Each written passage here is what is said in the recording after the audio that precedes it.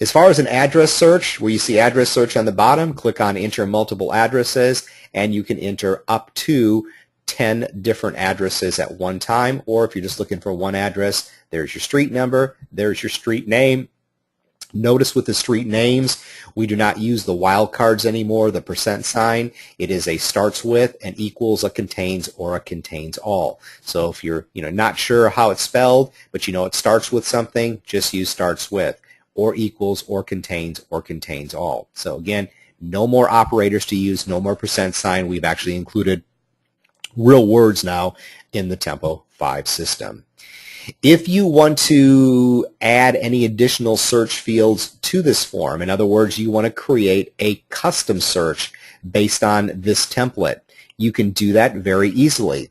On the left-hand side of the screen, right below the count, you will see a box that says additional fields. All of your additional custom search fields are right over here.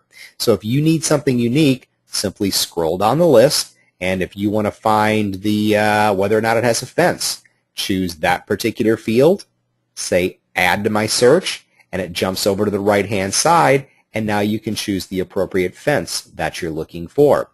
So you've basically created a custom search right off the original search form. So there is no custom search to create it with, you just do it right from here.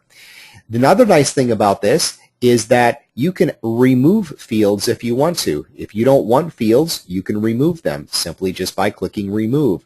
You can take away any of the fields you want. You can add in any fields you need. You can put them in whatever order you want to. And then you can save that as a template.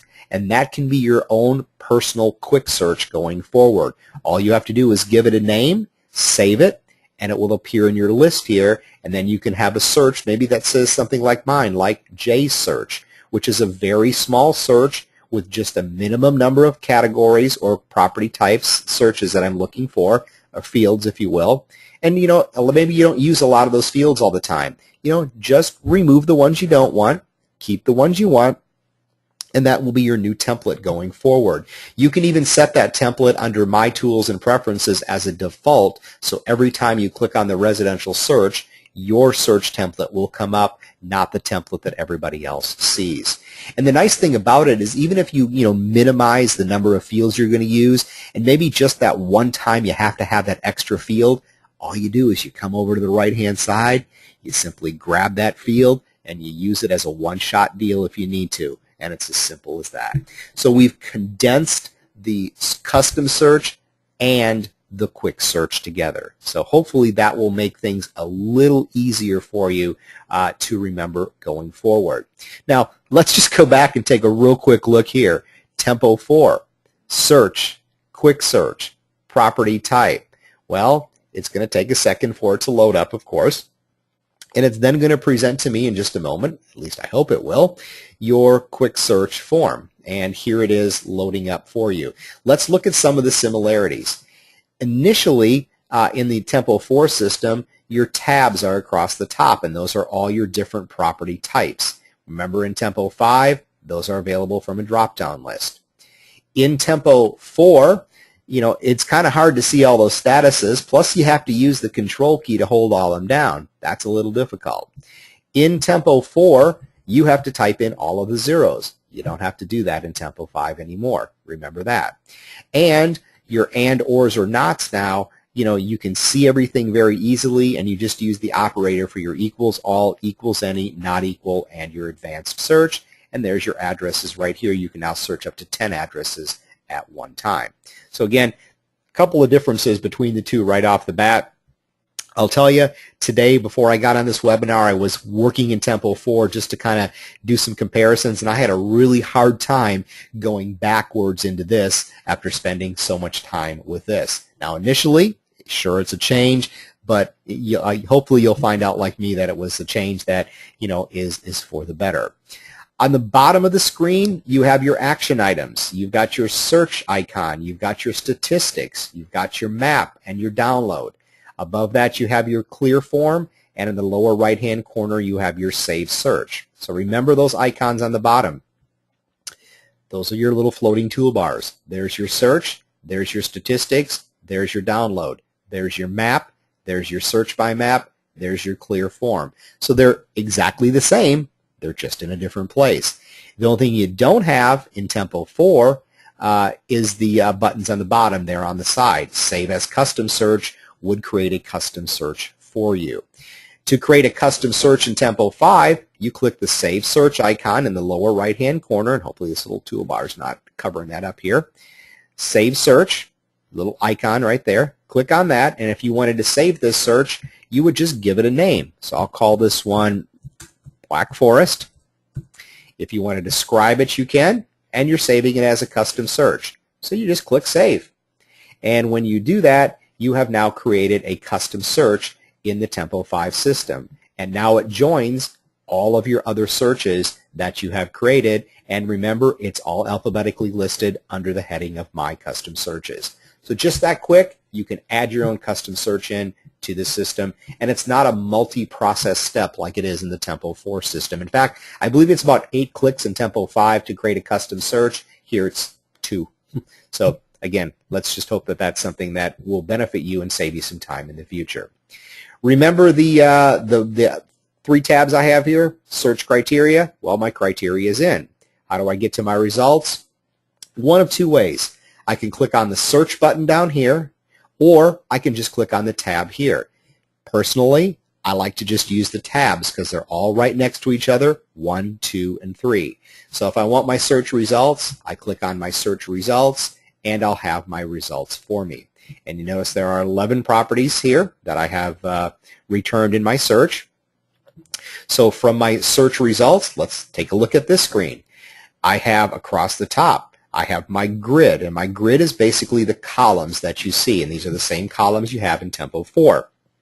The only problem is in Tempo 4, you can't do anything with these grids. They pretty much, what you see is what you get. In Tempo 5, if you don't like the order they're in, you can just pick them up, you can drag them, and you can drop them so you can put things in a different order if you want to. So dragging and dropping of columns. If you want to sort columns, just click on the column header and it sorts in ascending order. Click it again, it sorts in descending order. So now the columns are flexible. That's a good thing. In case you don't like the columns that are provided for you and you'd like to have different columns displayed with different information, you have the ability to create your own columns. You can make your own column grids. If you've ever worked in Excel before, pretty much the same thing. You create your own columns. So I've created one called Jay's Shorter Grid.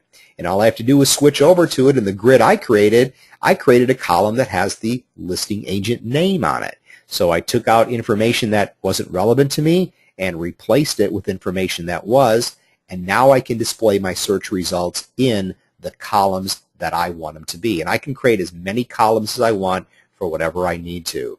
For the appraisers that may be out there, the 1004MC, we have already created a columned grid for you. So again, that's all there, and columns are created using the column manager, which is a little icon here, and all you do is you create your columns from here and give them a name. It's basically creating custom reports in the Tempo 4 system with much more flexibility. Another nice thing about the search results is if you select a couple of properties that you want to use, you can say display the ones that I have selected, and it removes the ones you didn't pick. You also can change your mind and say, well, show me the ones that I didn't pick, and you can do that. And then if you want to get back to your original group of 11, you can say, I made a mistake, I want all of them back. So you can filter out what you want and what you don't want. You can also filter out by statuses. If you just want to see the actives, choose actives, and there's 8 of them. If you want to see a different status, simply click that status, and it filters those by status. That's especially important if you're looking for, if you got a lot of listings up there and you're trying to, filter it by status. Again, you can kind of, narrow it down just a little bit. The price indicator here, I've got properties between probably $300,000 to $400,000. If I click on this little drop-down arrow, I have this little price range here that tells me my low end is $320, my high end is $399,900. Think of this like the rangefinder game on The Price is Right, where you can take this little blue disc and you can bring it down, and I want to see everything between $339 and $399. Now I have 7 properties. I want to see everything between 339 and 390. Now I have 5 properties. So you can go through from your search results now and narrow the prices down by using this little slider. And you can always get back to exactly where you want to be by moving the little discs where they belonged in the first place. So it's a lot better than going back and re-putting in a new range of pricing. You know, if you want to see the high end, the low end, or something in between, there you go. And speaking of sorting, we felt bad. We really didn't give you sorting for so many years, and we know that we can, click on the column header to do that now. But there's also what's called the multi-field sort button. And if you click there, you can sort, first of all, by, let's say, the number of bedrooms. Then maybe you want to sort by the square footage, and then you can sort by the number of garage spaces if that's what you want to do. So this is what's called a 3-level sort. You sort by bedrooms first in ascending or descending order, then you sort by square footage within the number of bedrooms, and then you sort by garage spaces within the square footage within the number of bedrooms. So again, think of Microsoft Excel if you've ever used that before, where you can do a multi-level sort. It's the same thing here. So again, if you like sorting, you can manipulate it and turn it around the way that you want to.